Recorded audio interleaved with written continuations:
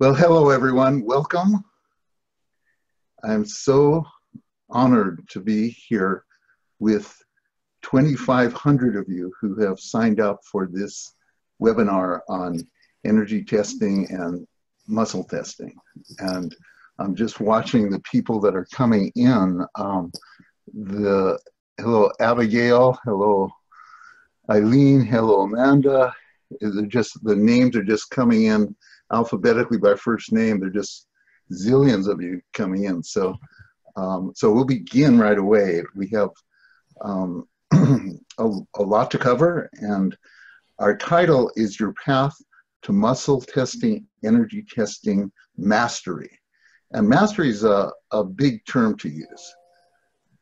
And we gave a lot of thought to how we wanted to title this, but mastery, well, it turns out that according to Anne Jensen's research at Oxford, they made a very educated guess that more than 1 million healthcare practitioners are using muscle testing or energy testing, which is an extraordinary number. And I know that we in the Eden energy medicine world rely a great deal on the results of these tests. Our 1,400 practitioners are using them all the time, and they're core to the decisions that they make.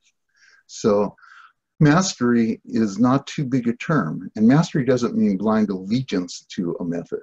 Mastery simply means that you understand the method, you understand its weaknesses as well as its strengths, and that you have proficiency in using it and confidence in using it. So that's where we're going to be headed.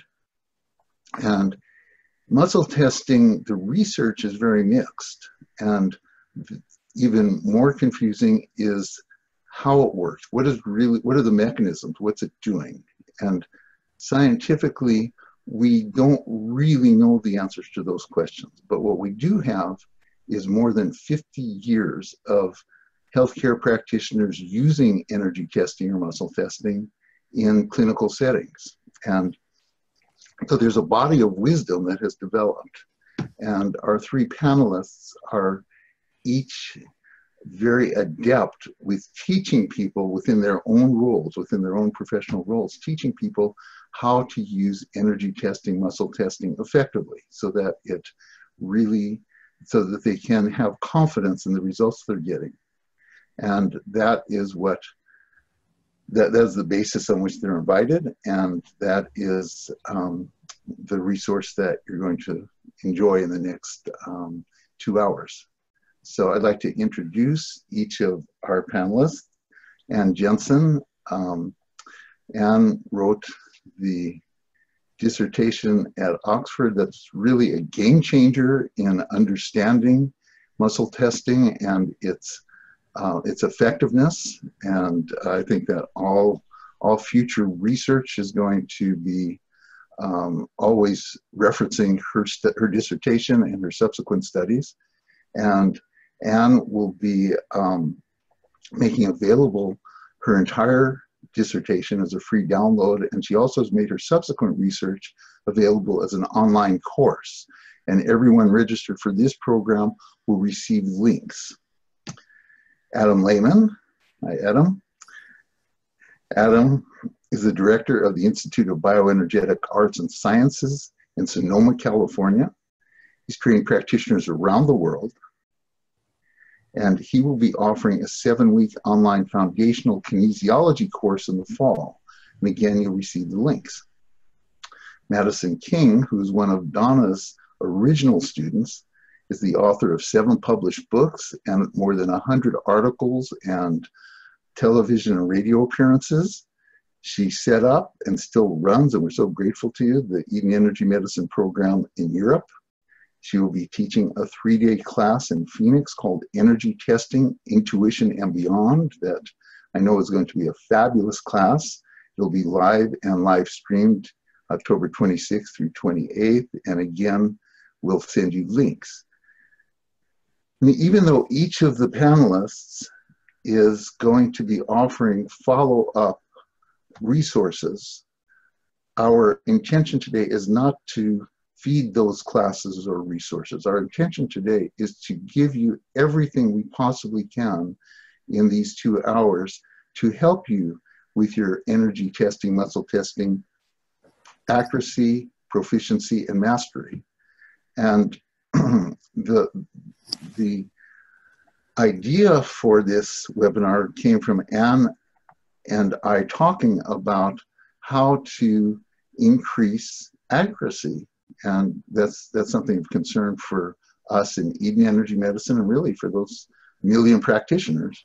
So it originally was going to be for our community, the Eden Energy Medicine community. By the way, I'm David Feinstein. I'm the CEO of Eden Energy Medicine, and I'm Donna Eden's husband. So I have 2 very different hats that point in the same direction. And so this was going to be a webinar that was just a free resource. We often give our practitioners, we're always on the lookout for ways to help them enhance their practices. So that was how this started. And then we realized that it really had implications for a lot more than just our community. So we opened it up the way it is. The way it's going to be structured is that each of the panelists was asked what questions would really help you talk effectively about helping people to become more proficient with muscle testing. And so they sent me their list, and we refined them, and we left out questions that had to do with research or with mechanisms, how it works. That might be a very interesting future event, but for right now, we're really focusing on how to be effective as an energy tester or muscle tester. So that's the focus, and we got it down to 8 questions, and we're going to go through those questions one at a time, and then there will be an opportunity for you to be asking your questions. And the way to do that is to text them in the chat page. Is that right, Carrie, on the chat page? No, to text them into the Q&A page. That's what Q&A means. And so Carrie will, so we'll first go through those 8 questions as a panel, and not everyone on the panel will necessarily answer every one of the questions, but they will, I'll be able to see them. They'll be able to indicate to me if it's time to move on, because we may have really addressed a question before everyone's spoken, but everyone on the panel will have an opportunity. So we'll go through those 8 questions and then open it up to you. And I know some of you have already sent advanced questions, and they're really excellent questions. So I think it's going to be a really exciting morning, or whatever time it is for you as you're listening to this. So the first question that we're going to ask is a little bit theoretical in this sense. What the question is, what do you personally call the procedure? Energy testing, muscle testing, something else? And how do you describe it to a client? And also, how would you describe it to a peer or a student that you're teaching about it? So those are probably 2 different answers. So, so we just open that up for starters.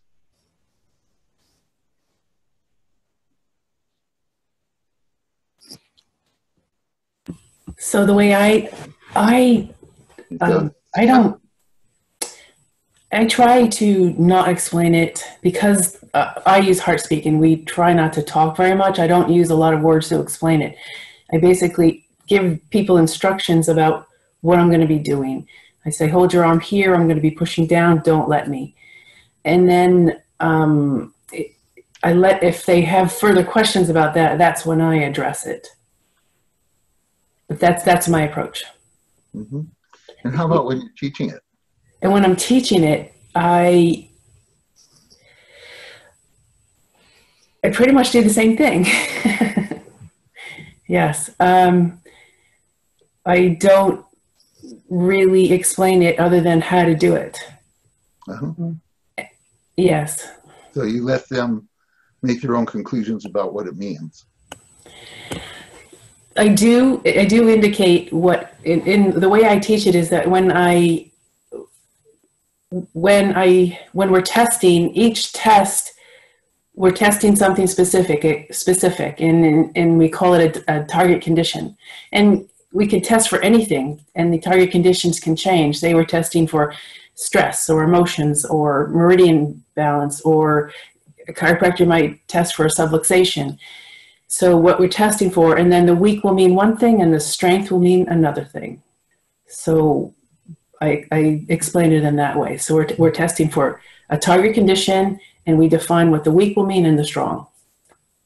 Okay, so you really are, you have a very clear explanation of what it means, depending on what the test shows. Yes. Great. Madison? Okay. Yes, I can say something. I do agree with Anne. You know, sometimes the very best thing, whether it's a new student, am I on? Sorry. Whether it's a new student or whether it's a client, is I will tell you what I normally say to them. But halfway through, normally I do break off and let them feel it. Because when someone really feels an energy test, a muscle test for the first time, that's what really grabs their attention. You know, it's that sort of kinesthetic feeling of the test gets them. So I try when I talk to have a balance between a sort of confident authority, but I never overclaim. And this is something I do say to my students: don't overclaim that you're going to cure absolutely everything all at once with one test, because it puts an awful lot of pressure on you, you know, and it's just not viable. So I'm very realistic when I talk to them, their new client, about it. And I normally describe it that I couldn't call it energy testing because that's a familiar term for me. It's simply a bridge to the wise one within that we all have. You know, it's an inherent, deep-seated wisdom, if you want. And if we can bridge to it, if we can access that, it really can guide us in our contemporary healthcare problems, our self-care, and our actual life choices. I try and make it very practical for them, okay? And I always mention it, certainly, I personally believe it guided our ancestors. They were way more in touch with this wise one within, with this inner wisdom, because basically their survival depended on it. You know, they had to know what was going to support their existence and their survival and what was going to damage it. And I think that with technology increasing and evolving, somehow we're sort of losing that full, open, fast track to that wisdom within. So I always say energy testing is a bridge to that wisdom. And from that wisdom, we can get a feedback via the testing on exactly what's going to help that body regain or maintain a balance at the moment, at this particular moment in time, okay? The other thing I often say is, think of an iceberg, you know, and our entire knowledge, wisdom, knowing about ourselves, we only work normally with our intellect, tip of the iceberg. If you look at it in a pie chart, just a sort of little, I don't know the precise percentage, but sort of 10% we'll work with. And that's what we learn, what we experience, what we study, and it's all really valid. But there's another huge amount of wisdom which we have available inside. So with energy testing, you can access that as well. So you can work much more with the fuller picture. So I keep it quite light when I'm talking to clients in that sense, really emphasizing the bridge to the wisdom within. And then with students, I really stress to them that mechanically, it's really testing the flow of energy through a particular muscle, a specific muscle. And it's that flow of energy and its response that provides this really valuable feedback. And to sum it up, I would normally say really what energy testing is to us is an external expression of what's happening and what's going on internally. And it's a very eloquent language, and it's one really, really worth learning. So I'm going to shut up now, but I hope that helps some of you out there. Mm-hmm. Yeah, I like that, the external expression of what's going on inside. Good. Adam. Yeah, I love this question. You know, over so many years of talking to people and teaching, it's such a common thing that particularly people just first getting into muscle feedback monitoring, that they run into this problem. People ask them, you know, they're excited about learning something new, and somebody says, well, you know, so what is it? And they're like, well, you kind of do this thing, you push on an arm, you know, and you get all caught up. And part of that is having to do, I think, with models. And I think models are really important because they give you a framework of understanding. And right off the bat, there's so many different modalities and styles of using muscle monitoring that what sometimes gets lost is that actually performing a muscle feedback test, or however you want to call it, is not a healing. It's not a healing modality. It's a communication tool. It's a way of talking to the body. So I use the term that kind of follows up on what some of the things that Madison was saying.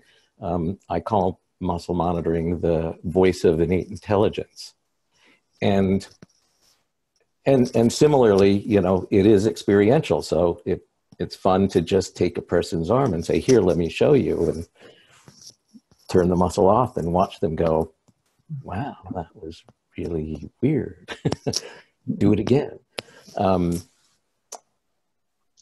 And within that, though, this voice of innate intelligence basically is giving us, you know, if you look at the philosophy of most of the natural healing arts, is that the body is designed to heal itself. And when it's not doing that, it's because of some sort of blockage, or in our terminology, we usually refer to that as an energy blockage. And so what this voice of innate intelligence allows us to access is to identify where those blockages exist and thereby work with the underlying cause of what is setting up a person's imbalances. And then that information, the body also has the opportunity to say what it wants to unblock those blockages. And that's the really fun part, because it integrates the whole world of the natural healing arts, where a body has the ability to say, well, I want a little something here from maybe the physical aspect, and maybe something from emotional, and then tune up a chakra and add a flower essence or whatever it is, and in the order it wants it, in order to bring the body back into balance so it can access its own innate healing response. So that's how I kind of describe it to people, so that it puts it in terms of what the benefits are to them, and how that, you know, how it works for them. Right, so it's very holistic in your description, that the entire body is working together, and this kind of gives a glimpse into, or lets the body communicate what's happening. It's very, very interesting to listen to the three answers, because... And that holistic, you know, the word holistic gets thrown around a lot, but this is truly holistic in that it allows the integration of physical, biochemical, nutritional, emotional, and energetic, and gives you access to the whole picture. It's awesome. That's very interesting. Anne has probably done the most research of any of the four of us on energy testing, muscle testing per se, and she gives the least explanation, which I think was very interesting, and that Madison and Adams is not making any scientific claims, really, in the sense that you're saying this is the communication of the inner wisdom, the communication of the inner healer. So that I think that's smart. I think it keeps it on safe. It keeps you safe, and it's true that this is a communication. And now you've each heard one another's answers. Is there any discussion that you'd like to have? Anything you'd like to comment on? I would. In Oxford, we're taught to not to overstate. So that's been drilled into me. You know, I'd write something and my supervisors would say, tone that down a bit. Mm-hmm. So I've really come to the point of really not saying anything that we don't know. So that's why I tend not to say too much. We don't know too much. We know that it works and we don't know how it works. We know that it works in this way in this process. We don't know. We can't say, for instance, that it's testing energy because we don't know that. We can't say really that it's testing meridian imbalance because we don't know that. So I try to until we know, I'm gonna just say nothing. Mm-hmm. But I'm going to still use it to test meridians and to test different things, but I'm not going to elaborate farther than that. Mm-hmm. It certainly gets you into scientific hot water to do that, but which I'm in enough of. You're in enough of, I'll bet. So, but then when you talk about what we know, there's what we know scientifically, and then there's this other area of knowledge of intuitives, people that see energy and that have a very detailed explanation of what happens with a muscle test, that they see the energy going in or being blocked, and until we can scientifically demonstrate that, I think it's wise to not claim that in beyond our students. And if you don't have that perspective, it's wise to not mention it. Other comments, Adam? Yeah, that's why I don't use the word test. I try and avoid using the word testing, and I use the word monitoring, which comes from more biofeedback. So I think of this as a hands-on biofeedback tool where I'm simply monitoring body responses. And like Anne was saying, there's so much we simply don't know and understand. It's a very misunderstood tool to begin with. And I personally think it's still in its infancy. It's been around for 60, 70 years now. And yet, in the form that George Goodhart first introduced it as. And I think we're just still at the edge of really understanding what it's capable of.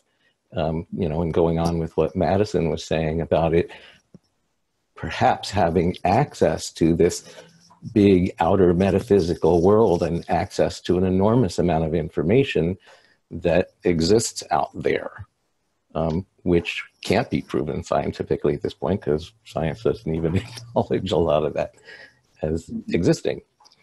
What I like about each of your explanations is that each one is based on really solid ground, based on your experience and your reasons for using it, and giving enough rationale that you can apply the method with the client really having a sense of what you mean, whether it's a really minimalistic explanation like Anne does, or something that takes it into talking about the inner healer.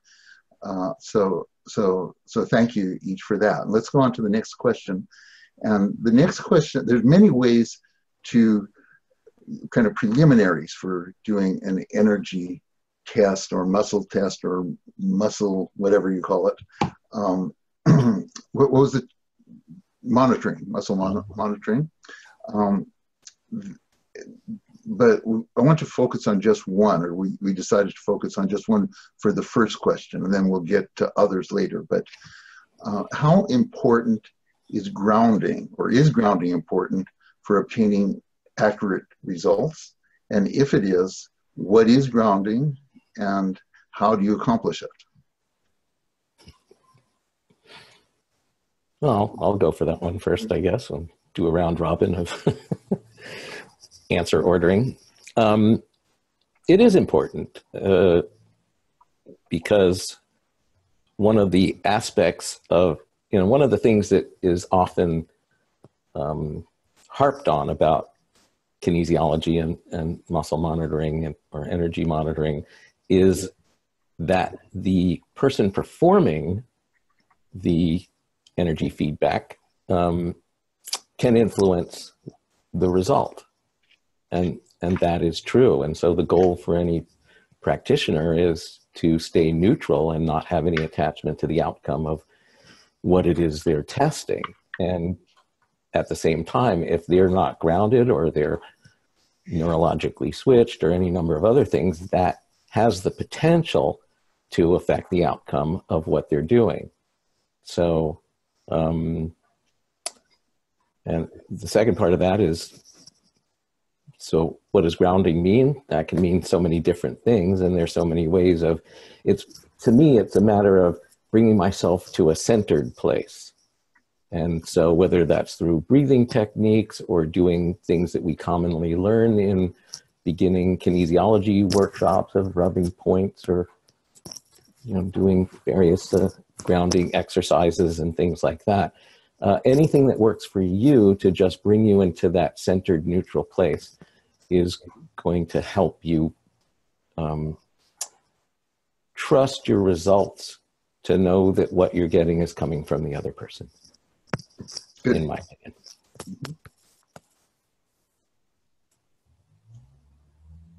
Go ahead, Madison. Okay. I love this. I absolutely love the subject of grounding, because I think it's more important now than at any other time in our history as human beings, because we were meant to walk this earth. We were meant to be connected to the earth. And we live in high-rise buildings. We work in high-rise buildings. We fly in planes. We drive in cars, trains, all of this thing. And slowly, I think, as a whole, as a species, we are becoming increasingly ungrounded. So I'm absolutely behind Adam on us as practitioners. We need to look at our groundedness as practitioners. But we also, I really find the need now to look at groundedness in my clients, certainly in my students as well, because it is almost in the Western world becoming a little bit of an ungroundedness epidemic, if you want, I find that if, from experience, if I, as a practitioner, am more grounded, I definitely can get to that neutral place that I need to work from, where I'm not influencing it.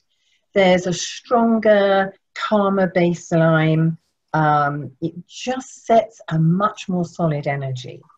And I always think of grounding as we are suspended between the yang energy above us and the yin energy below us in the earth. So it's a two-way street. So when those energies are really flowing, the yang is coming down and the yin is coming up. We are truly energized, as we should be, but we're also little conduits for the planet. So the whole energy pattern is really a healthy one.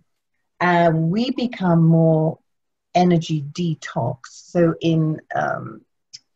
if we're working with someone, if we're testing with someone, any old stale energy is really moving out and not interfering with the sessions. And we're allowing this amazing nurturing yin, the sort of source of postnatal energy, really, to come into us. So it's a win-win for everything, I think, if we're grounded, us and the planet. And David, I'm just going to say very quickly 3 things I love for grounding.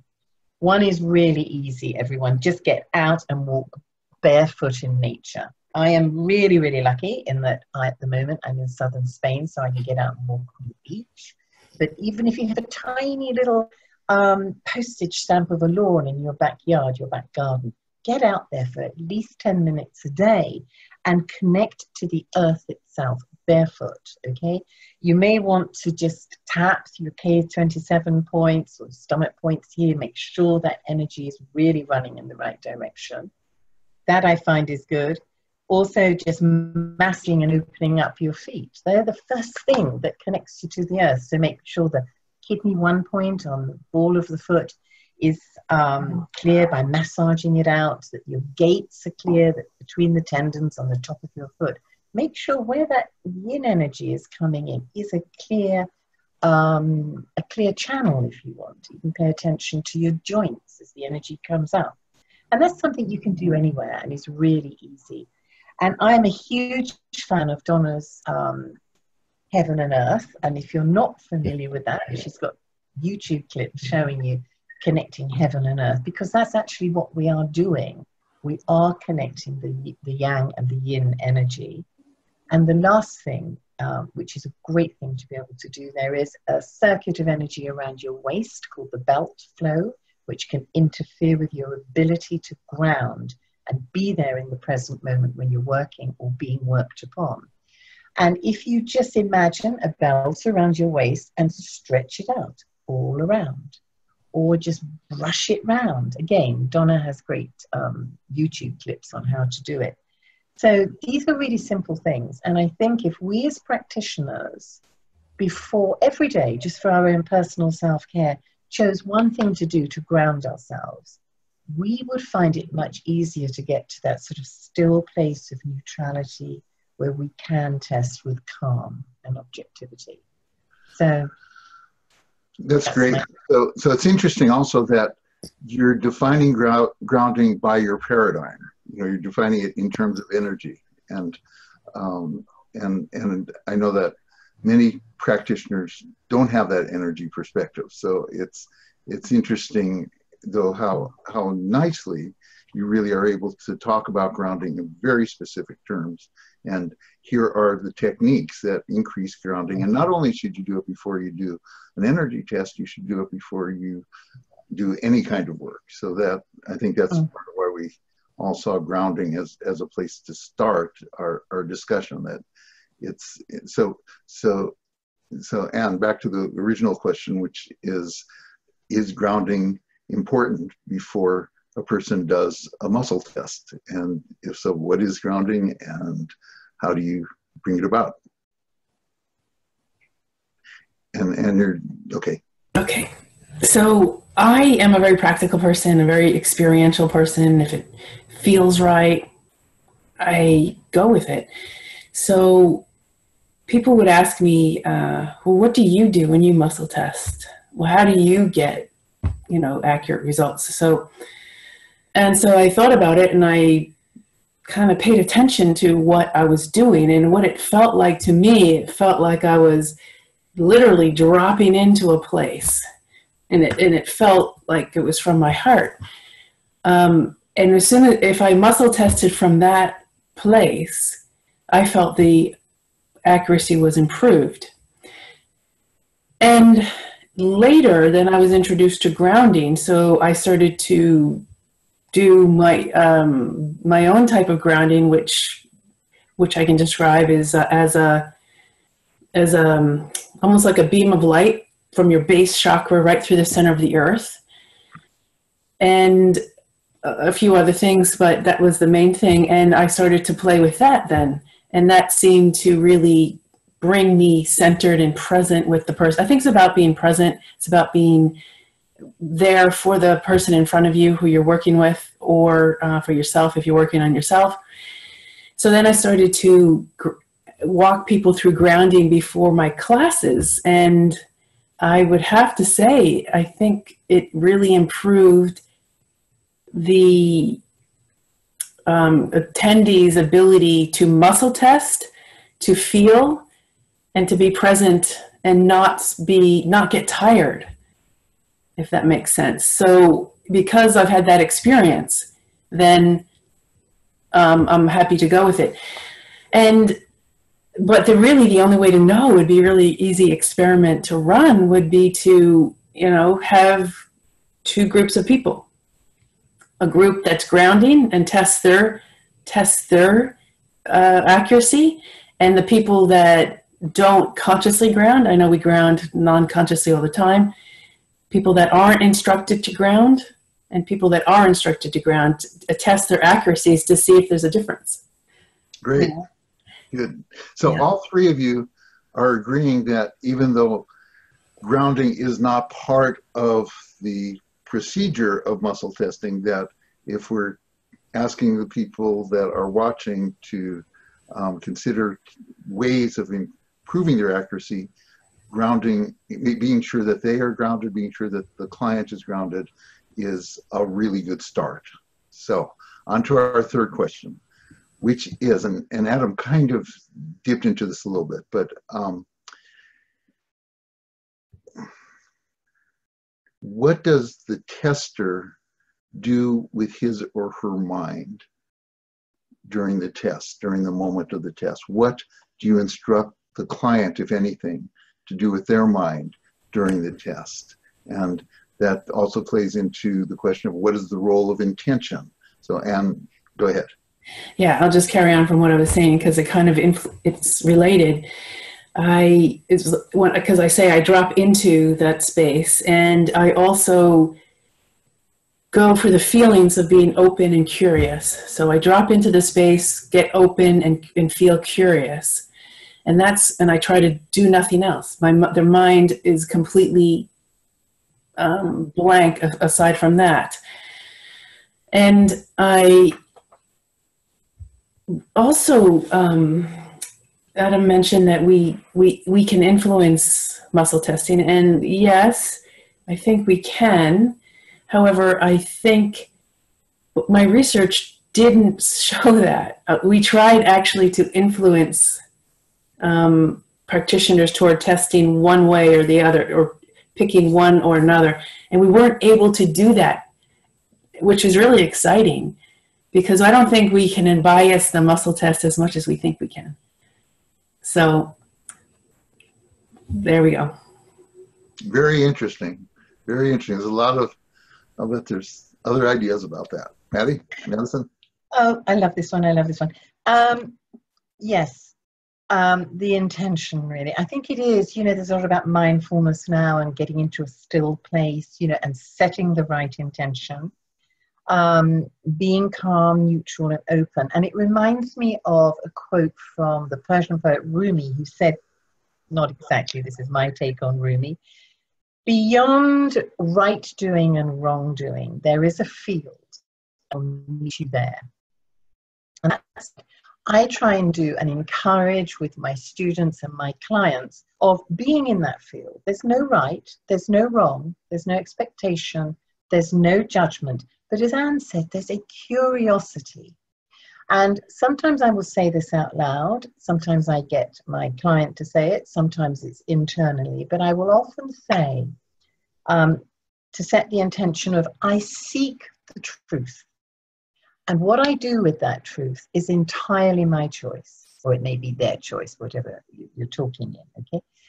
Wouldn't it be interesting to know the real truth of the situation at the moment? So I set the whole intention of beyond that judgment and expectation and right and wrongdoing, there is the truth. And that's what we seek, and that's what we're going to work with. But we will work with it in whatever way we want. And that often reduces any stress around seeking the response in an energy test. Some people are very nervous about it, activates their stress response. This just calms it down, which in turn can encourage the test to be much more accurate in my experience. Mm-hmm. Nice. That's my... Thank you. Adam? Well, I have to echo what both of them said in terms of that aspect of going in with a questioning mind. And, I think as human beings, and as we get to know our clients and we get to know their stories, and we can't help but kind of process things through our own filters a little bit so that, we think we know what they need, but that may not be what's best for them right now, or even at all. And so even if you think you know the answer, then that's where you can maybe run into this aspect of possibly influencing the outcome. To go in with, you might be having a thought, I'll still always go in with, but I wonder what they need right now, or, what their answer is going to be, so that I just kind of, can take myself out of it a bit and focus on what their need is. Because sometimes, even if you're right about what they need. That might not be what they need right now, and they might have something else they have to do first, and then later that comes up. And also, there are lots of paths to healing, so they just might need a different route to get to where they need to get to. That's different from what you, the practitioner, might be thinking is best for them. So that ultimately, to me, is, you know, how you want to go in. And as far as the intention aspect, yeah, I mean, I agree with, again, what the others said. There's a common, for people that use certain types of kinesiologies that use hand modes and things like that, there's a hand mode that you use to ask if this is a priority, if this is what I should be working in right now. And people sometimes use that after almost every response that they get to ask if this is a priority. And to me, that's like saying, you know, okay, so, you know, what's the most important thing to you right now? Well, it's this. Really? So it's almost instilling a lack of trust into the aspect. So I agree with Maddie on that aspect. I just go in with the intention of just show me what you know, what the bottom line is, what the truth is, what you need right now to most effectively get to where you want to get to. Yeah, so all three of you are in agreement that the real question you're asking is for the truth, for the truth to reveal itself. And I think it's a very complex question, because muscle testing is binary, strong or weak, and people aren't binary. So are you testing their attitude? Are you testing what they want, what they believe, what they really need? And you know, and research that showed that intention didn't have as much influence as expected is very interesting. I think though that it, you know, that it might be possible to take that research further to, you know, really, like, you know, I always tease Donna when we're teaching energy testing that in our 40 years together, Donna's never tested weak on a Dairy Queen. And so that, you know, so what you want sometimes, and then she'll counter that if you really love what you eat, then it's good for you. But that's the Donna Eden diet, so that will be well. But I think it's a really important question, and I think that what we've come to as an organization is exactly what all three of you have said, which is that you put yourself in the position of desiring the truth, and you don't do much else with your mind. So, on to the next question. I think one will interest everybody. If you made a checklist of best practices, those of you that are teaching this to other people, and it's best practices for those who already know the basics. They've already been trained. They're already using muscle testing. And what are the best practices to fine-tune their testing skills?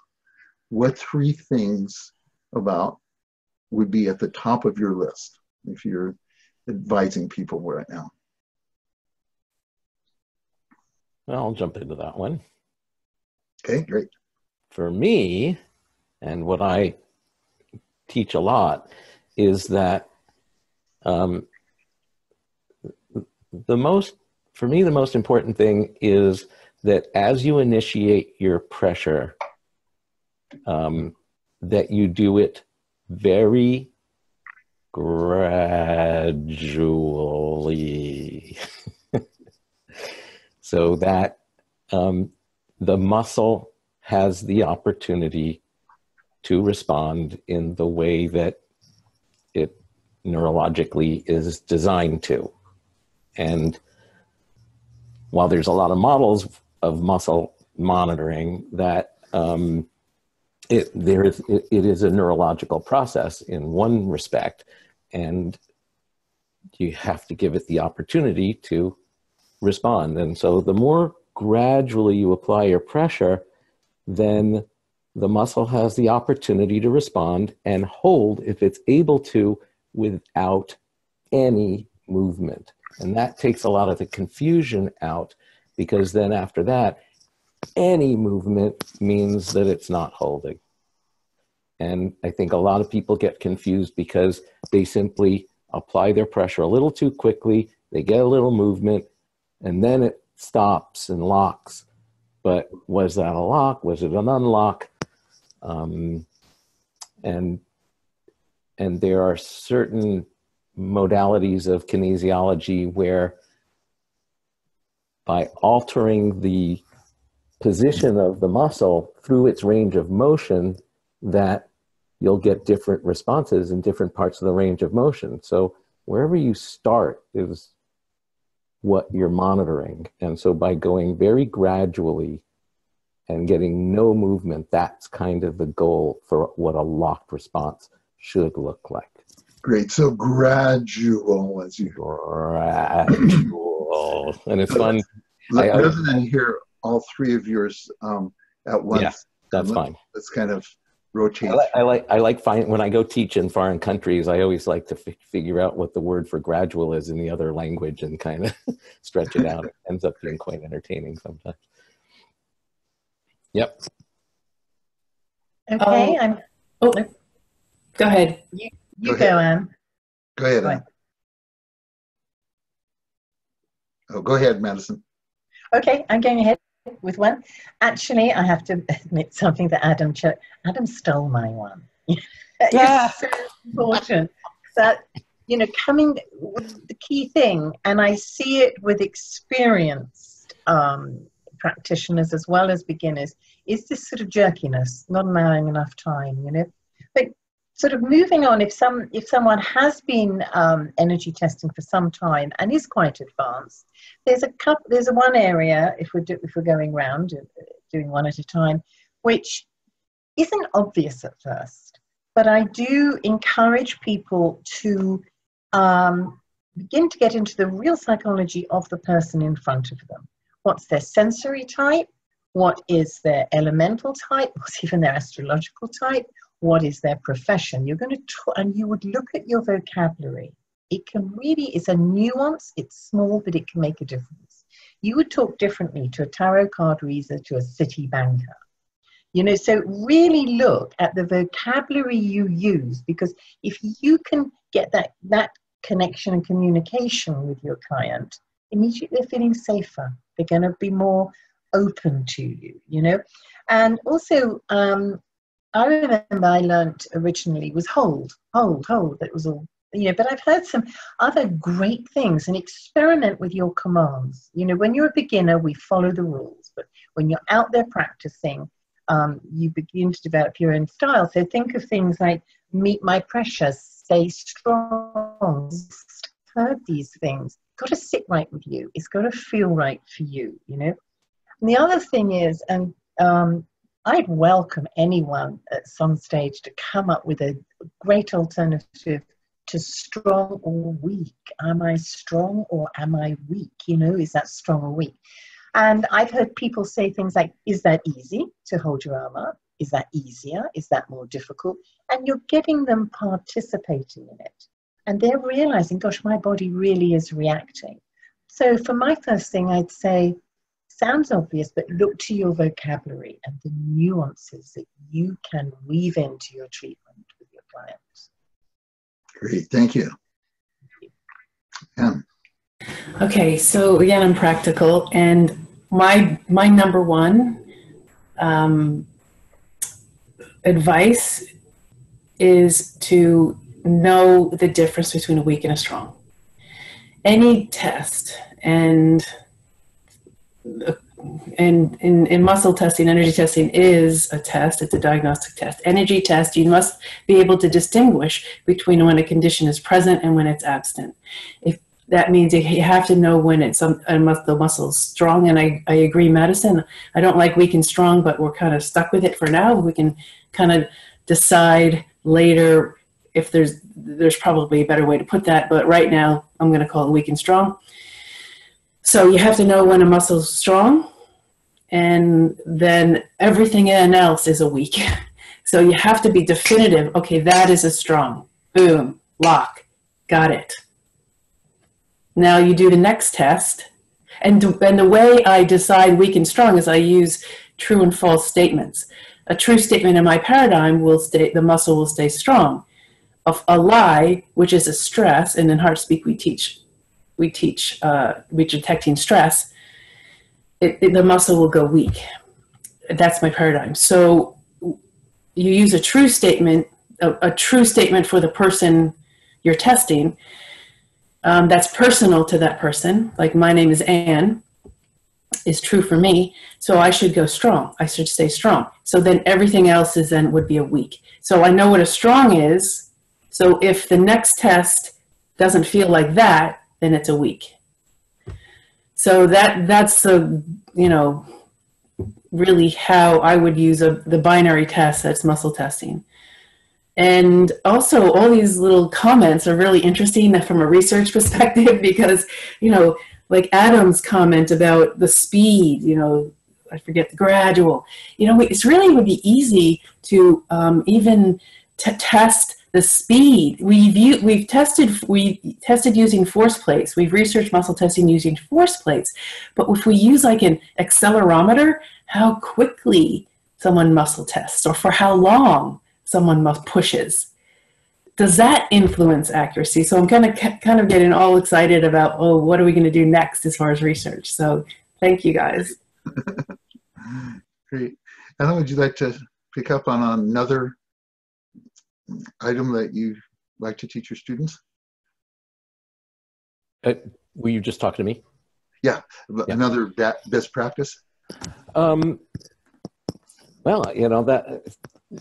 that I'm trying to think of what those guys didn't say. All of those things kind of add up. I think what Anne was just referring to as, once you get really clear, on what the answer you're getting is, well, I need to restate that. So for me, starting with that gradual aspect, it does come down to that, as you said, David, this is a binary system. And so the muscle's either on or off. And so you want to be really clear as to what on is, and then anything that's not on is off. And it's as simple as that. And then it kind of goes on from there. So once you can kind of just get really confident that and simply trust what you get, trust your answers. I know I saw a question in there about, what happens, sometimes I test people on and everything just seems like it's strong and I have trouble telling the difference. And to me, that's when what is often a very common thing for people to do when they are having trouble telling what the difference is they push stronger and they push harder.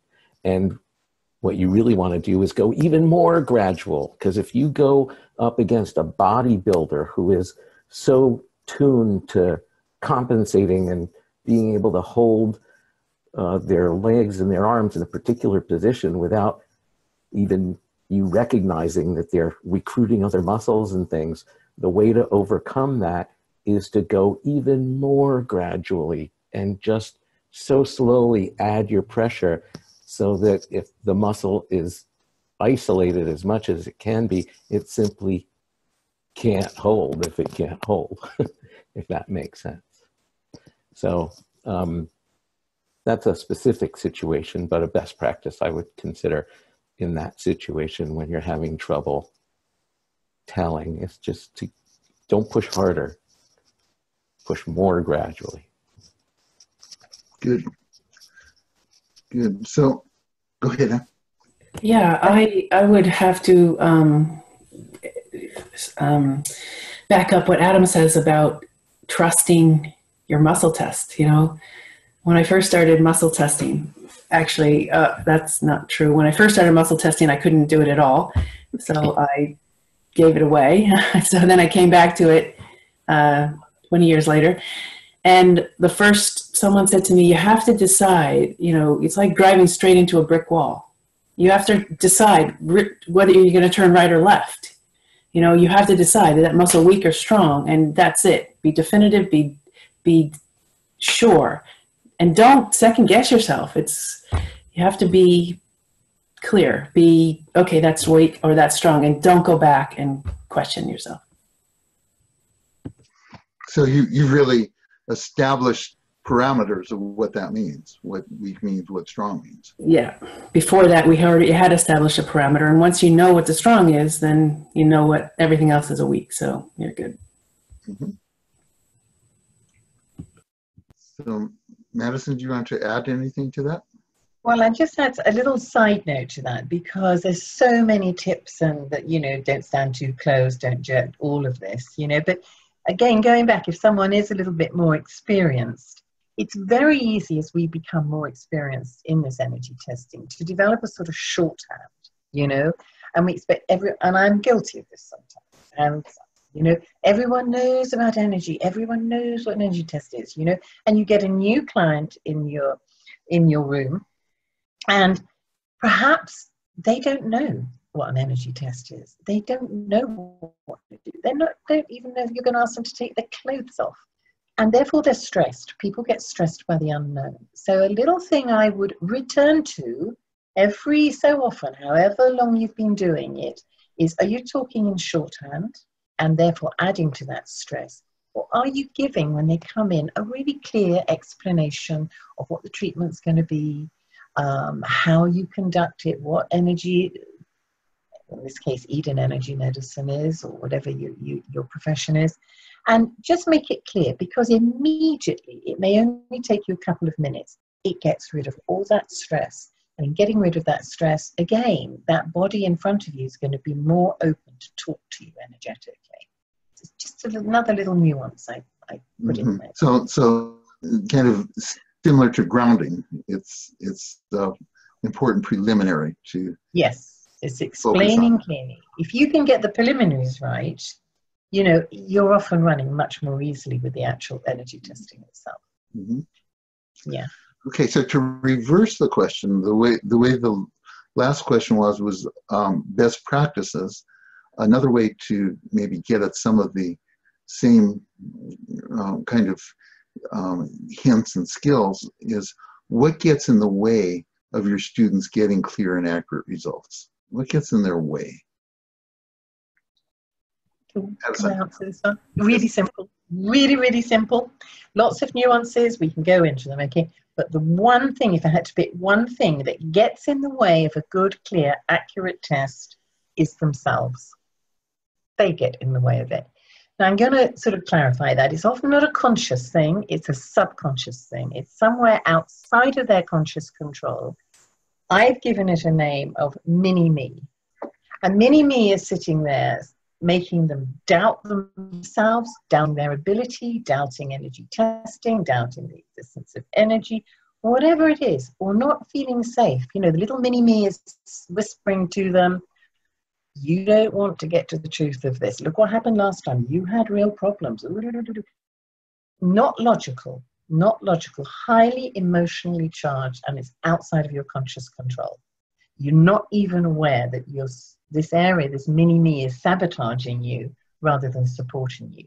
I often see it when students start and they are energy testing their partners or their family members or something. Mini-me starts in there. So if you can quiet and mini-me, okay, what happens then is mini-me will support you in your energy testing. Otherwise, what you're going to do is you're going to have an energy of confusion and doubt. And if you are confused or doubtful, even on an energetic level, again, I repeat, not consciously, that other person's energy is going to pick up on that confusion and doubt. And its mini-me is thinking, I'm not having them testing me. They don't know what they're doing. There's no belief here. All these emotions have energies. So there's a very easy way, and everyone at home can do it after this. Okay, you just say the statement. it is now safe for me to do an accurate and clear energy test. Okay, you say that, you self-test, or you get a friend to energy test you, and that will tell you if your mini-me is sabotaging you or supporting you. And then you can correct it with affirmations and energy work. If we've got time at the end, I'll put that up. But that to me is what stands in the way. Number one is the self. So it's interesting. You really have 3 steps that you take. One is helping the person become grounded, both the client and the practitioner. The second is dealing with stress that might be getting in the way. And the third is dealing with the psychological doubts that might be getting in the way, that are contagious, that kind of come into the field of the test. Good. So that would be working on myself, not on my client, but that is, it can turn the corner for so many, you can really turn it around for so many. Right. Good. Anne? So I don't know, this is probably the same as Madison was saying, but I think we in Hearts Week, we use a paradigm that there's 2 minds, the thinking mind and the feeling mind. And it's usually the thinking mind that gets in the way. Because I think it's what you're testing with muscles is the feeling mind. It's allowing the feeling mind to have a voice. The logical mind has a voice through speech. So I think the thinking mind overthinks. And then, oh, did I do that right? Is that really the way it is? It's just doubts, doubt. And I think if you overthink, that's one of the biggest roadblocks you can run into when you're first starting to muscle test. Even if you run into a person that is hard to muscle test, just go back to what you know, and that is what's a strong and what's a weak, and then take your thinking mind right out of it and just test from the heart. That's what I would suggest. Mm-hmm. Adam? I 100% agree with, all that's been said so far. It totally comes down to your own little blockages, and what those blockages do is lead you to non-best practices, such as pushing a little harder to try and see what the real response is, or bouncing the arm or the leg and doing things like that. And so it's overcoming your own fear. Maybe it's the fear of getting the wrong answer, and what happens if I, do the wrong thing, and things like that. And overcoming that. When I was first learning muscle feedback monitoring, and whatever you want to call it,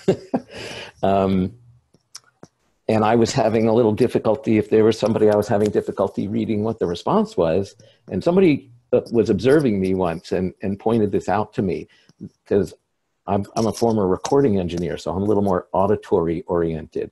And so I'd be like checking their arm, and if I wasn't sure, I would turn my head and actually point my ear at the arm and do my next monitor. And so it was almost as if I was listening for the response rather than trying to feel it or whatever else like that. And I think what that does is also just open up all your senses.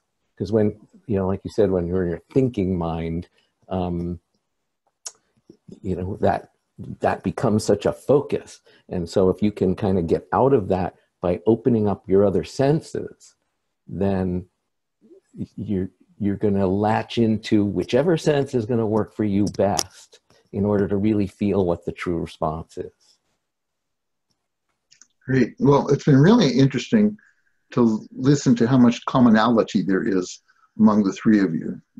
I know that none of you really know each other very well. We didn't rehearse this yet. There's a great deal of consensus about these very basic questions that we're asking. What are the main things that get in a student's way? And you're not talking about the technicalities so much as really deeper ways that the practitioner is orienting himself, herself to the process. And I think that's very instructive to me as I listen to all. Go ahead, Adam. I didn't mean to interrupt what you were saying. I just there's been this question staring at me on the Q&A thing that I think is related to some of what these last two questions about. So I thought it was this aspect of what happens when you get a mushy or iffy response. And because we had touched on that in an earlier question, and I think the answer to that is still, a muscle, it's still a binary response. It's either locked or unlocked. That's the language I use. And so anything that's not a lock is an unlock. That unlock can have different qualities to it, and how you interpret that is kind of up to you. But it's still an unlock. Does everybody agree with that? And can I just say something very light-hearted here? I totally agree with you, Adam. And very early on in my career, it wasn't Donna even, but someone once said to me about the mushy, ooh, is it or isn't it? It's, Maddie, it's very simple. You're either pregnant or you're not. It's either strong or it's not. And I tend to, if it's any help to anyone, if I'm in doubt, I treat it as weak, as a weak muscle, because to work with it, and it's not going to do any harm at all. But the other thing I do sometimes is, you as the practitioner may think, oh, I'm just not sure of that, but the person, the testee, will have a definite opinion normally as to whether that was easier to hold than the other one. They'd be able to guide you. I recruit them sometimes. Yeah. Okay. So what even though we haven't gotten through all of our questions, we're an hour and 10 minutes into the call, and I have a feeling that the audience questions are going to cover our last three questions anyway, and if they don't, I'll bring us back to them. But I'd like to introduce Carrie Cinto, who is our IT person, but Carrie has also gone through a certification program, and I really appreciate Carrie setting up the whole webinar, and Carrie's going to tell us, kind of share questions that have come in. Well, a big one that several people have asked is about self-testing. So I've had several people ask how to test yourself and the best way to do it, and what can make that easy or hard. So I'll start with that one. Great, and sure enough, that's one of the three questions that we hadn't gotten to yet. So oh, good. The way we had worded it, should self-testing, surrogate testing, which means testing a neutral person who is touching an infant or a pet or a client who can't be tested directly, should self-testing, surrogate testing, or distance testing be taught, and should it be taken seriously? So that's one to jump in on. I'll start with that because that's a pretty serious interest of mine, because I do it all the time. I think self-testing is one of the best tools you can put in your toolbox. I use it every day. There are many, many ways to do it. I won't go into how, but there are many ways. If one doesn't work for you, there's going to be one that will. And it's self-testing is actually a form of surrogate testing, because you're acting as you're surrogately testing yourself on your behalf. And also distance testing is a form of self-testing, because like when I do sessions over Skype, I'll muscle test myself surrogately on the client or patient's behalf. And we don't know the accuracy. We don't know if it's accurate. We don't know. And there's, different, because I've had the opportunity to talk to all sorts of different practitioners in all different fields through my research. And there are some people that love it like me. I love it. I use it all the time. But there's also schools of thought out there that, no, it doesn't work. It's not accurate. Don't use it. Don't teach it. And, I honor both, but I'm going to do what works for me. But let's do the research. As I come back to the research all the time, and I've actually designed a study. It's my next big study where we're going to do surrogate and self-testing accuracy studies. So that's exciting. Interesting. Others?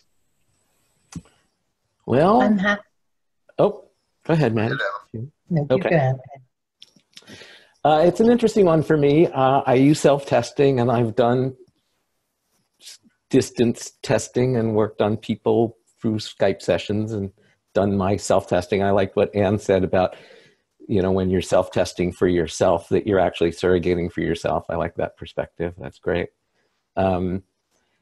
At the same time, I tend to shy away from teaching people how to self-test before they've learned how to, you know, monitor other people and really learn and understand what the models of muscle monitoring are and what you can do with that. Because I've just seen so many people kind of abuse self-testing in a way that I think is not necessarily healthy. I've seen experienced kinesiologists go into a restaurant and self-test the menu and come up with that their dinner should be chocolate cake. And I don't know. If you want chocolate cake for dinner, then just choose to have chocolate cake for dinner. You don't need to use muscle testing to justify a choice like that. And I think what's probably the most important thing about doing self-testing, if you're really going to do it for things that are kind of important to you, don't use it as a like an oracle or something like that, you know, and make sure you're not attached to the outcome of what it is you're testing, because it's very hard to keep yourself out of the way. So that's really important. If you just want to balance yourself and you're not right and you're off and you don't have a particular feeling of, you know, I'm off because of this or that, I just need to know what to do to get myself back on again. Great. But, you know, for the big stuff and stuff that that you're have emotional attachment to, go get somebody else to test you. And that's important too, that we still stay within that model of helping each other get balanced as a means of bringing wellness to the world. Right. It's certainly, in terms of the variables that impact a muscle test or energy test, self-testing adds some really big variables in terms of the subjective quality of it. So anyway, go ahead, Madison. No, I agree. I mean, ideally we would make lifestyle choices, you know, with our intellect, our intuition, but energy testing is a great standby for me, certainly in my everyday life. Okay, I totally agree with Adam. If I have a big thing going on in my life, then I will recruit a friend to energy test me.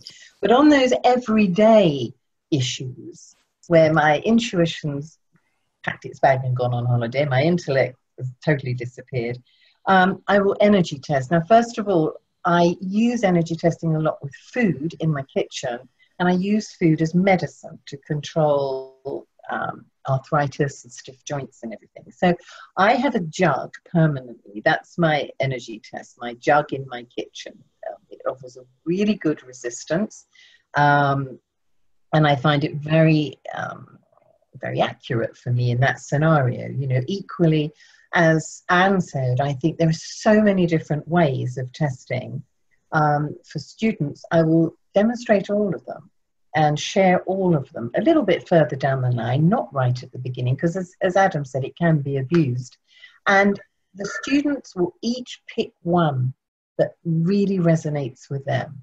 And they may have to work with it and practice it for a while before they begin to trust it. But, you know, choose the one, not that your friend does or what your teacher says, choose a self-testing technique that really you feel comfortable with, you know. And this is where that of I seek the truth and what I do with the truth is entirely my choice really comes into play. You know, setting your own energy when you're self-testing. I do it on everyday lifestyle choices, basically, food predominantly. Great success. I'm almost pain-free with energy medicine and the food testing. Surrogate testing, I'm a great fan of it. It has to be done with good intention and focus. What I see the main mistake with surrogate testing, I do it mainly on animals in my animal work, is people just go, oh, just do it without any preparation at all. And I think with surrogate testing, you know, it's even more important to really set the field, set the intention, and do it. And that can be very valuable. You know? So yes, self-testing, surrogate testing, I love them both in their place. Great. Good. Thanks. Carrie, want to bring us to the next question? When you do surrogate testing, this is from Diane, does the surrogate have to have their energy balanced to get a good result? That's one of her questions. So this is a test where, say, it's an infant that you want tested, so you have the surrogate person touch the infant, and then you test the surrogate person. So there's 3 individuals in the room, the person doing the test, the person being tested, and the surrogate in between. Is it important to be sure that the surrogate is balanced energetically and that their mind is out of the way? I'll just speak to that initially. I don't do energy balancing in my practice, but the research that I did, we tried to make it as clinically authentic as possible. Therefore, if you do energy medicine and you do what you need to do beforehand, you do that. And the Psych K people will have their own little routines before they test someone, and then another group will have their own little routines. So whatever you do in practice, you did in my research. And we didn't find any differences in accuracy whether someone did all that or did not. So it was pretty well across the board.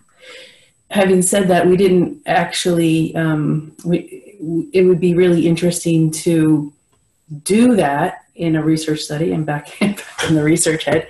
That's okay.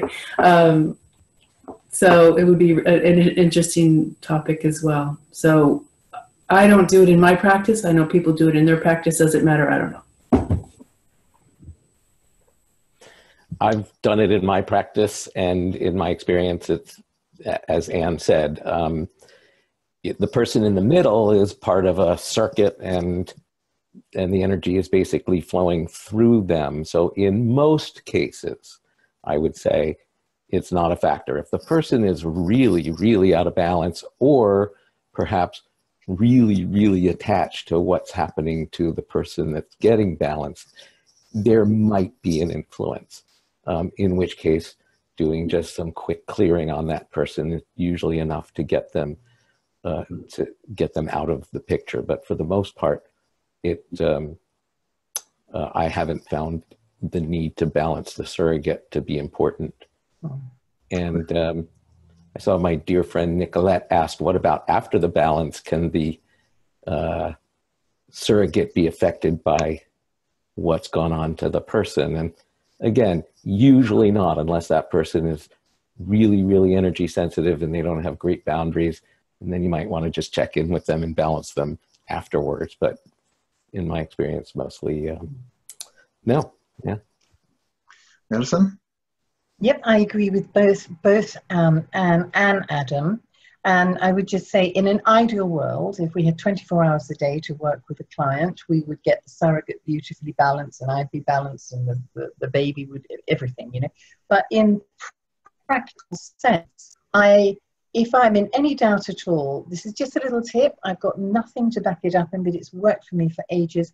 I just get the surrogate just to tap the thymus for 5 5 seconds, 5 to 10 seconds, and smile and just breathe.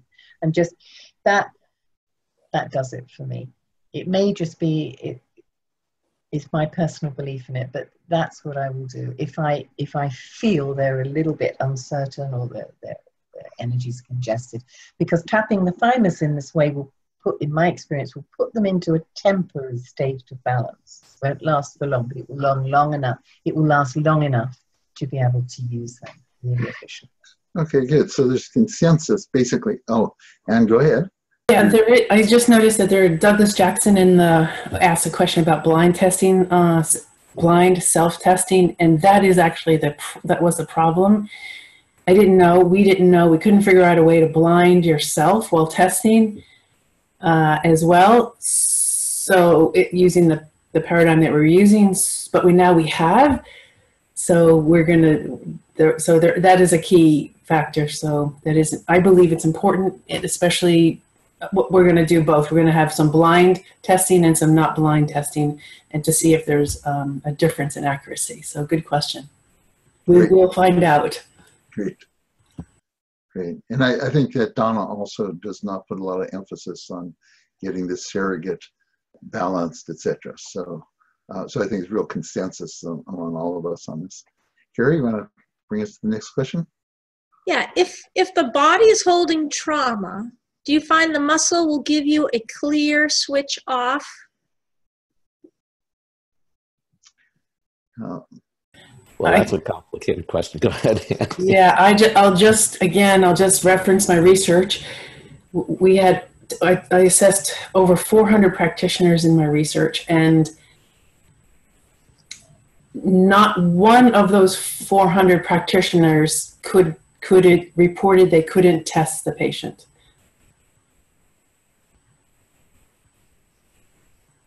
So I'll leave that with you. And I think there's related questions, like if the test is always strong or the test is always weak, does that tell us something that we need to know? That they didn't report that at all. That didn't happen in my research, in my 400 plus practitioners. That did not happen. Mm-hmm. I don't, you'd think it would, know. And I know it does within our community. So, Adam or Madison, do you want to talk about that? About frozen muscles and that kind of not particularly. Okay, so I'm happy. Adam, you go first. I'll follow you. Yeah, I mean, the whole a frozen muscle, meaning a muscle that's not responding or responding, it's just always staying locked, even though, and therefore you might not be noticing that a stress is actually a stress. Richard Dutt kind of originally came up with those states of muscle stress, and with a neurological model behind it.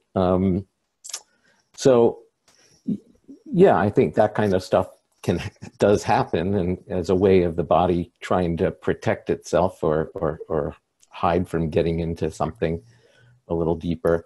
But no, I mean, I don't think trauma, as Anne was saying, that if you know how to recognize something, you can then do what you need to do to get around it, and you'll always still be able to get answers. What I found is that when somebody's had a lot of stress going on for a long time, the body tends to, the body is unbelievable at compensating for stress. And it takes an enormous amount of energy to do that, and eventually things wear down and, something's going to give out somewhere. But after some period of time, which can vary depending on the nature of the stress and the person, the body takes kind of where it's gotten to as being the new status quo and accepts that as being normal. And so you might struggle to get answers about something that the body thinks is actually okay. And that's where it's up to the skill of the practitioner to know what kinds of questions to answer and to ask and how to ask them in order to remind the body, you know, well, what about this, the way it used to be, and set up a question in a way that the body can now go, oh, yeah, that is a problem. And then you can kind of get into it. So that's, you know, that's what I have found. And that's where, you know, this a certain aspect of the skill of the practitioner can make a difference in terms of knowing how to communicate. You know, muscle monitoring is the voice. You still need a language. And that language is how we get into asking the types of questions about, well, what's going on with this person right now. Mm-hmm. Madison? Yeah, I follow up on that entirely, because energy testing to me is very much about holding a dialogue, a discussion with the body. Now, if you have someone come into your treatment room and that body is not willing to dialogue, not willing to talk to you because of trauma or whatever reason, and you're getting irregular results, the energy's running in irregular fashion, whatever, and you're thinking, this is getting a mess. I just don't know where to go. And we've all been there sometimes with our clients. One of my suggestions would be to stop trying to talk to it with energy testing. Okay, just for a little while, stop the energy testing. Stop the body's energy feeling, I've got to answer, resist, you know, and this ping pong that's going on, and relax the body. It depends what techniques you use in Eden energy medicine. We may do something like a black pearl or a Brazilian toe, or just something that says, okay, it doesn't matter. You don't have to talk to me. Just relax. Okay, you bring the energy down again to be sort of centered, a little bit more grounded. Again, that word. Okay, so you stop talking, get the energy relaxed, and then you can gently begin to energy test again. And probably sort of 7 times out of 10 in the same treatment session, the body will begin to talk to you, but take it gently. Okay, especially when trauma has been experienced, because that body has its own wisdom and it will talk to you as it wants to. Occasionally, I have had situations where I've only been able to energy test a little bit for 2 or 3 sessions with the person. But once you get through it, once that body trusts you, whatever the trauma, it will begin to dialogue clearly with you. So what I'm saying is, if it gets really, it's just, I'm not getting the responses I can. The language is mute, is all over the place. I don't know what they're saying, what the body's saying. Step back, stop energy testing, relax the energy, and try again gently. It stood me in good stead.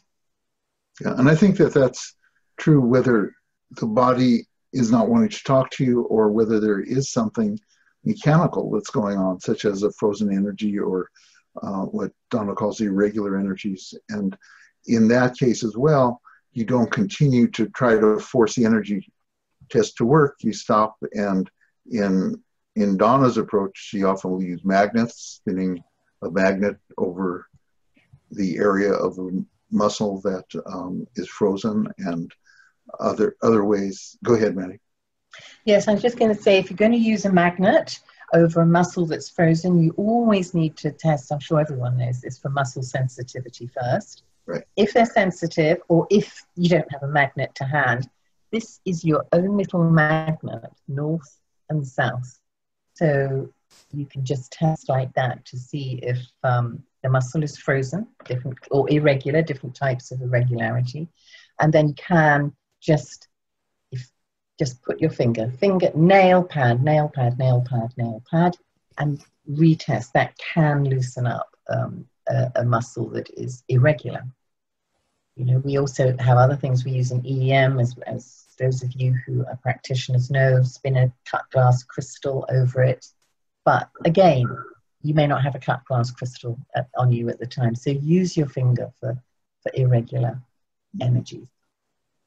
Yeah, I introduced the term magnet, and we're very careful about what we call magnetic sensitivity, because when you're making interventions into the body, you want to be very responsible about that. Adam, you said that there are, you know, if a muscle is frozen, there are ways to get around it. And so, you know, Madison just described one of the types of ways that we kind of can treat the muscle and then proceed. Is there anything you'd like to share on that? Oh, that's a little bit of a tough one. I don't know that it's, you know, I don't have a simple answer for that. There are a couple of different. It really depends on the client and what exactly. You know, there's certain acupoints you can hold that might do that. There's a repetitive pinching of the muscle or doing something similar to what Madison was talking about. Sometimes just going through and without using muscle feedback to just balance the chakras, go through the chakras and balance them. That will usually take care of just about anything. So for the three, does this happen often? That there's a situation where you really can't test the muscle? Is it something that happens every third client? Is it something that hardly ever? Yeah, I'll talk to that. As I said, I didn't find it in my research, and therefore I don't really find it in my practice, and I don't find it. But I know that students that I teach, they find it. But then we go back to, okay, find out what a strong is, and then everything else is a weak. If they go back to that paradigm, then they'll be able to test again. However, it doesn't always, you know, if you're doing the deltoid test, you know, a strong is a strong and a weak is a weak, but it doesn't always look like that. It could be like a tremble, that's a weak, doesn't go down, but it's different to the strong. And I've even seen this. I've seen strong be strong and weak be this. The arm doesn't move, the shoulder doesn't move, but the whole body moves then. Has anyone else seen that? Yeah, the way people compensate for yeah exactly. muscles is all very innovative sometimes.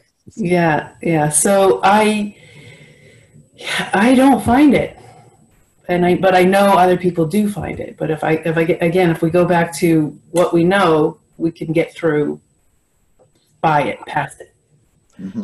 I rarely find somebody who walks in with that problem, similar to Anne.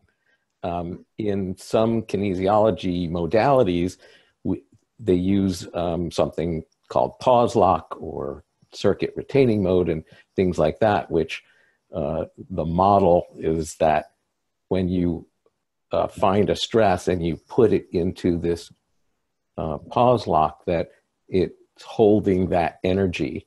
And if it's doing that, it's also holding the stress. It's holding the stress of whatever you've just entered into that. That stress might result in a muscle becoming over-facilitated or frozen, as you said before, in which case you then have to do something about that if you want to get to the next answer accurately using a clear muscle again. And that is important. And so if you buy into that model of that's what the body's doing when it's holding energy, then yes, that can happen all the time because the body can easily respond to a stress with this kind of, looking at an over-facilitated muscle as a I can get through this as sort of a, what's his name, the Swedish stress doctor states as stage 2 stress, where you're just compensating until something finally breaks down. And that's what the model is of what this over-facilitated muscle is. Mm-hmm. Okay, well, so I just want to mention a slight difference in the way Anne has described. It's either strong and really doesn't move, or if there's any motion, then it's counted as weak.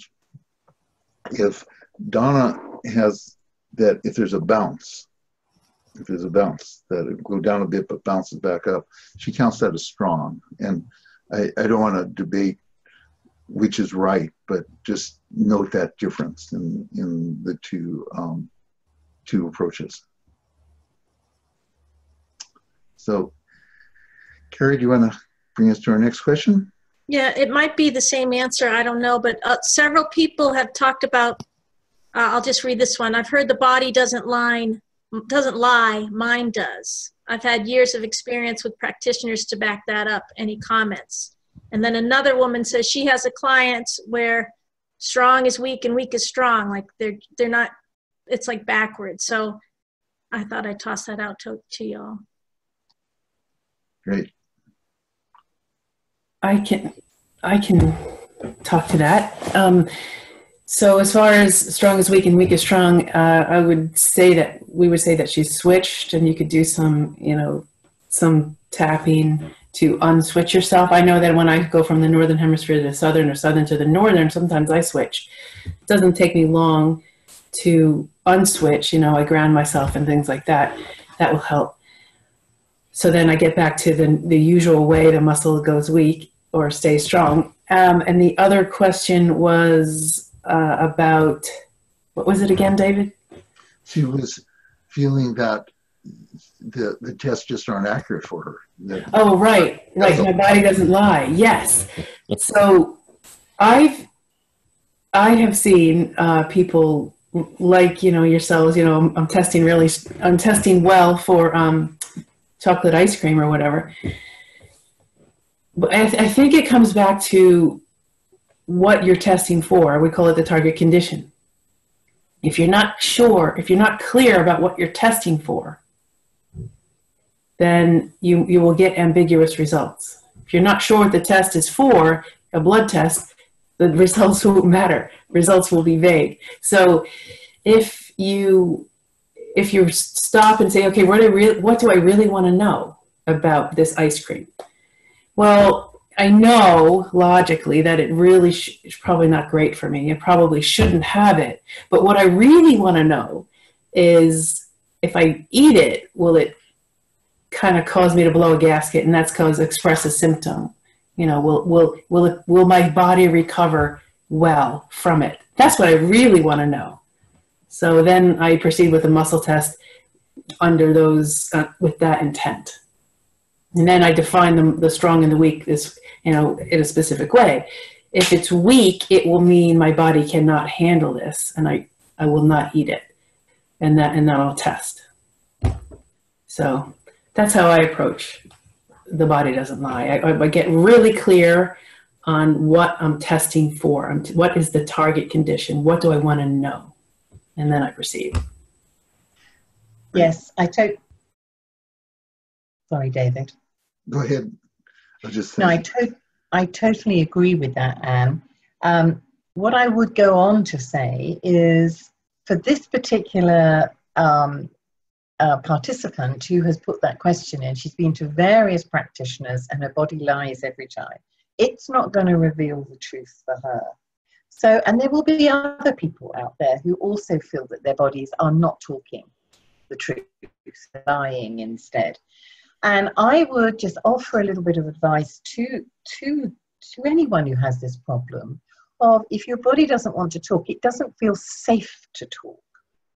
Okay, so what you could start doing, it would be really lovely to have your feedback on this, is next time before you go to be tested, just do some work on yourself. Just say, it is now something like, it is now safe for my body to reveal the truth clearly and accurately. Whatever words you want, but if you start off with, it is now safe for my body, and then I would say, the energy tested clearly and accurately. Just do that a few times, and at the same time, just put your hand over your heart chakra, tap on your thymus, get yourself into balance, smile as you say it. Do it every morning 5 times when you're cleaning your teeth or something. Make it it's no big deal, but it could make the difference. And then when you go to a practitioner, your body is going to feel safer about opening up and talking and not lying, not telling those little white lies. I hope that helps. Thank you. I love that answer. And similar, I was going to offer something similarly in that, rather than looking at the body as lying, because that puts you in sort of an adversarial position with your own body and a lack of trust scenario, and that's not going to necessarily help you get the answers you want or need. But the body is actually just telling its truth for right now, and that truth might involve a feeling of a need to protect itself from something, similar to what Maddie was just saying. That so for whatever reason that is, you work with that now, or you do something like what Madison said in terms of trying to get yourself in balance and centered, and give that permission to go a little deeper and find out what the truth is. Because lying, is sort of a judgmental scenario and is in context with the answer you're getting in that moment. So be gentle with yourself. Yes, great. And also, no technique works the same way for everybody. So there's individual differences in all of this, but these are great questions. Carrie, let's have another great question. Can you address whether the level of spiritual development or conscious awareness of the practitioner has any part to play in the results or accuracy?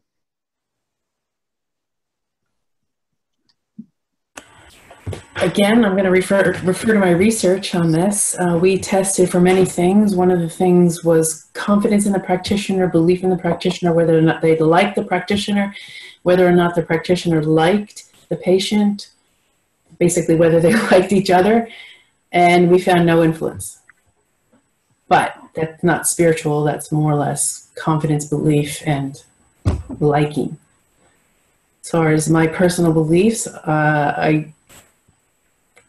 I believe that awareness is important, and being present with the person is important.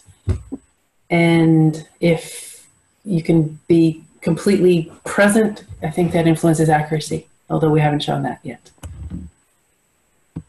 Good. Yes, I would totally back that up. And I think that we're all on a spiritual journey. And I know that when we start working with energy, we all do develop on our spiritual journey. But with energy testing itself, the level of spirituality of the practitioner has a huge impact.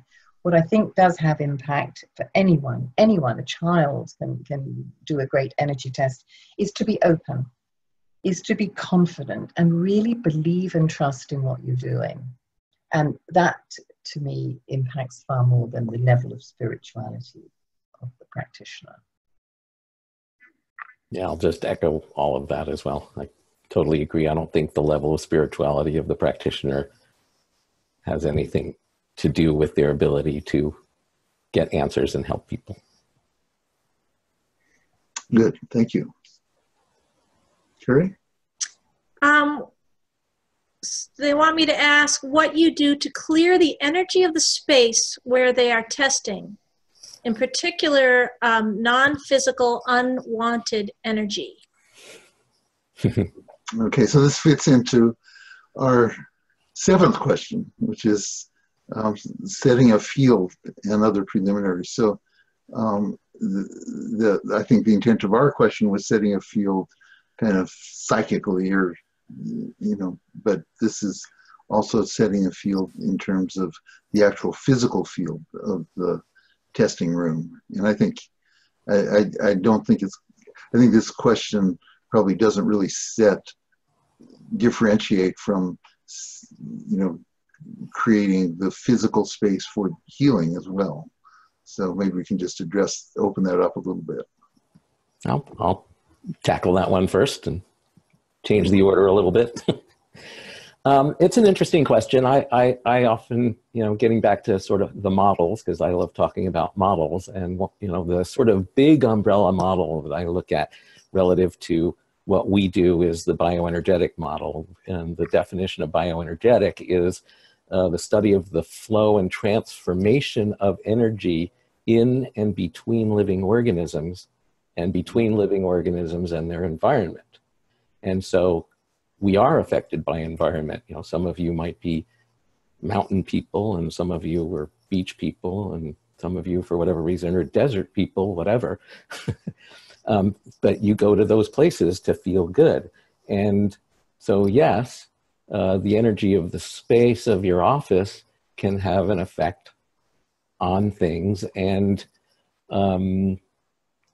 so keeping your space clean and clear in a way that is welcoming and safe for a person is important.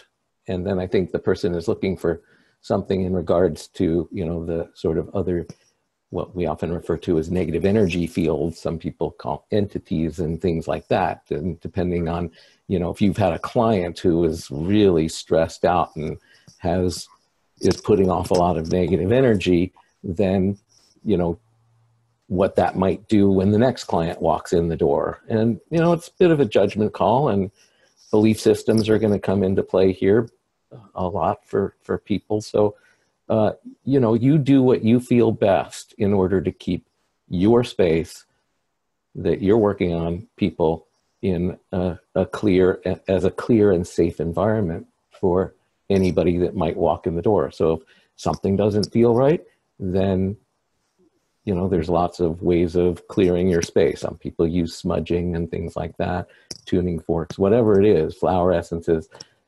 You do what you need to do to make your space how you want it to be, to,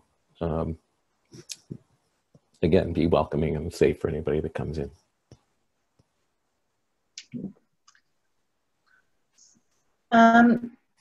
Okay, yeah. I agree with, we're all agreeing with each other. It's wonderful. I do agree with that. I really do. And there are so many exciting ways and lots of information out there on how to clear with sound, with smudging, with all of this. One thing I would caution you with, though, if you use smudging and everything, I love it. White sage, I use it all the time. Some of my clients don't. So I might actually clear, in the evening after I finished work, or in the morning, when I know my first client is a fan of sage or something, so just be aware that what you find good in the way of crystals and music and fragrances and smells, they might not, okay? So my go-to, if you have nothing, is I always have a window open. Even if it's cold, I always have a window open. And again, it's setting that intention that any stale, toxic, tired energy goes out the window. And in between clients, I open it wide, and it's just almost an automatic reaction now. Out you go, any old stale, tired energy. The other thing, which I'm sure all of you do if you're practitioners, is you will affect your room. So whatever's going on in your life, whatever toxicity is going on up here, whether you've had an argument with your children or whatever, don't bring it into the room, because it carries an energy, a very strong emotional energy, and that will affect your room. So another thing you can do, open all the windows, look outside and just blow out anything that could be detrimental to that treatment room and that client. And then zip up, and you are there for them 100%, and you're not bringing any of your own toxicity to the treatment. Very, I'm sure you all do that anyway, but sometimes it's good to be reminded. So yes, open windows are my friend. Any of my students, they don't like it because I always have the windows wide open, even in the dead of winter. Great, thank you. Yeah, Can you ask the question again, please? Yeah, well, rather than that, because we are running out of time, yeah. I'd like to take one more question and then have each of the panelists have a chance to kind of make a summary statement of maybe what you've taken from this, or what you really want to leave the listeners with. So maybe think about that as we address this next question. Carrie, last one. Okay, last one is, can you talk about how one tester might get a different test result than another tester with the same client? That's the big research question, isn't it? Yes, that's right. It's actually called reproducibility. And there's two aspects of reproducibility. And one is time. If I test one patient now and then in 5 minutes or even 30 seconds or tomorrow, why do I get different results? So if it's testing over time, why do I get different results? And the other question is, if I test this patient and then another person tests this patient, why could we get different results? And that was a final research study I did, and it was huge. It was a round robin study. I had 16 or 17 practitioners and 6 or 7 patients. And each of those tested the patients. And what we found, I'll cut to the chase here. What we found is that and it's also called precision, by the way.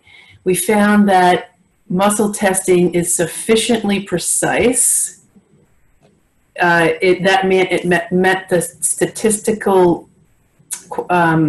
qualifications of being in a certain range in both situations, of being testing over time and testing by different people. But we found that the range was quite wide. It was sufficiently precise, but it wasn't exact. Like, you're not going to get, if you got 85% with patient 1, did you get roughly 85% with patients 2 through 7? And what we found is within the acceptable range, yes, it was. And that was throughout the 17 practitioners.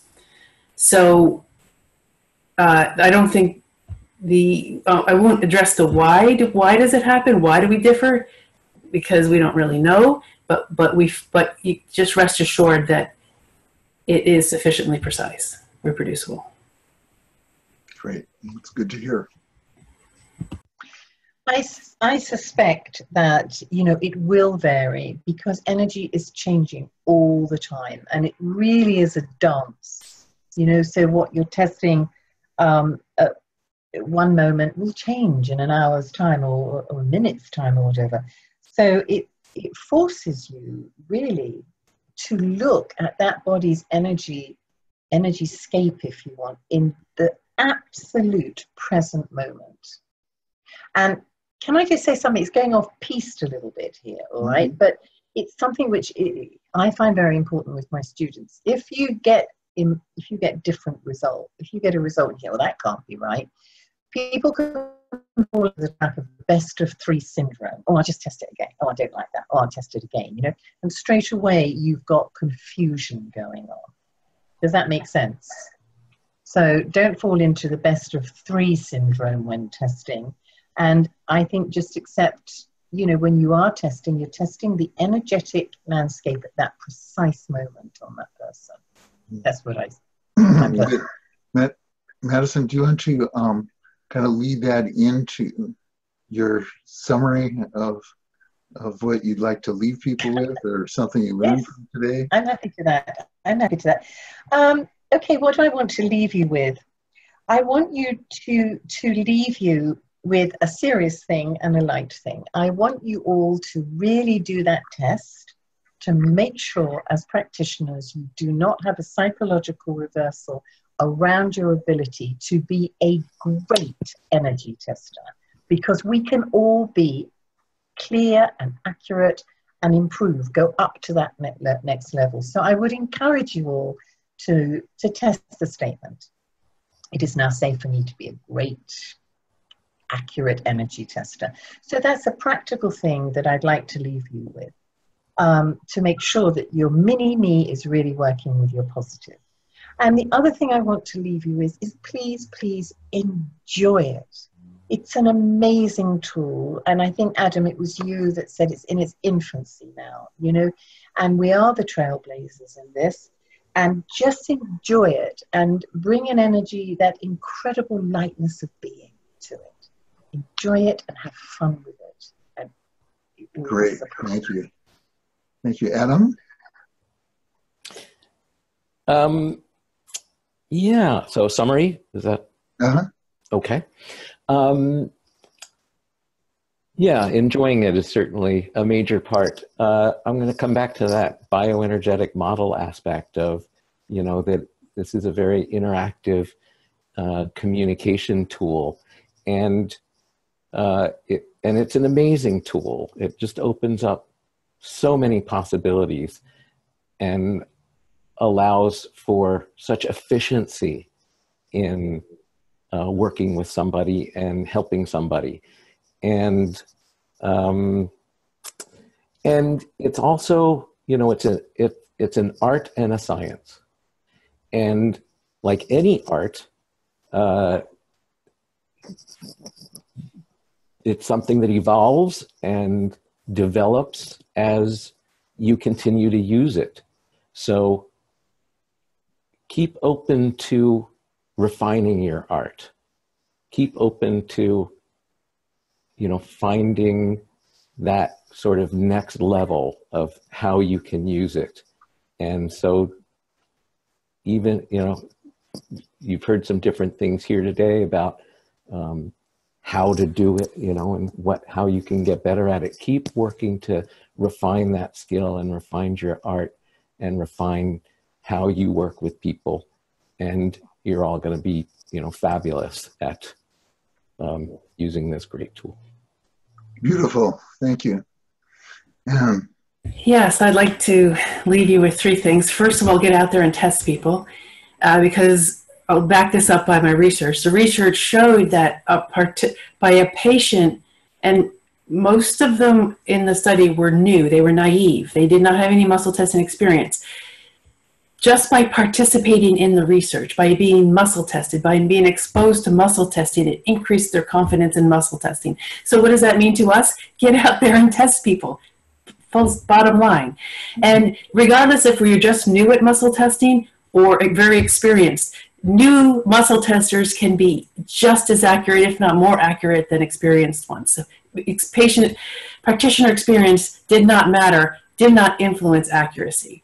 So get out there and muscle test. That's number one. First of all, and second of all, let's adopt an attitude that muscle testing is normal. Let's not sensationalize it. Like, let's not make a big, oh, your muscle went weak. Look at that. How cool is that, right? Just like, okay, that tells me something. That's information. It's just information. If we stop sensationalizing it, dramatizing it, it will stop being a sideshow. It will stop being a party trick. It's a useful tool, but we have to get out of the mystical realm. We have to bring it back into just normal. Okay, so hopefully you'll take that away. And the third thing is that we must learn to work together. I have worked with many different types of muscle testers from all over the world, and what I realize is that we're all good, man. Let's just get out there and muscle test. Let's not talk down about this technique or that technique does it wrong or we do it right. You know what? We all do it, and we all do it well. If we do it from integrity, we do it from our hearts, we're doing the right thing. So get out there and muscle test. Muscle testing is normal, and let's all work together. Fantastic. Great. So I want to thank everybody that's out there listening. I want to thank the panelists. I think that this has raised some terrific questions and with some great responses. It's interesting to see how much you all had in common. As I said in the beginning, Adam has a course coming up on kinesiology online.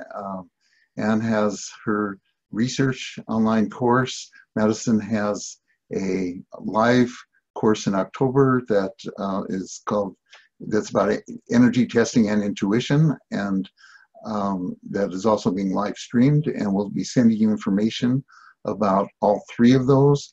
And also there is an existing Facebook group on energy testing, muscle testing, and we'll be sending you information about that. We have no direct connection with that group, but it exists, and we want you to know about it. And I know that there's 34 questions and answers that we've not gotten to yet, and so the Facebook group might be a way to do that.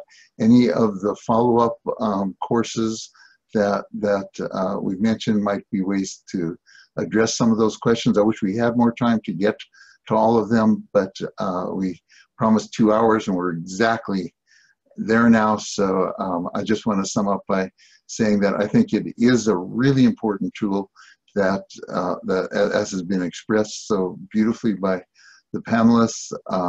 Donna feels that energy testing is not just a way of finding information, it's also a way of communicating to the body that, okay, we're involved now in this process, in this healing process. And so even if she knows the answer, she'll still energy test the person because it's letting the body get involved, and it's such a dynamic two-way process. It's not somebody taking a blood test and telling you what you are. You're part of it. So it's very engaging, as everyone's been expressing. Thank you so much for being here, and we wish you a great day, and signing off now.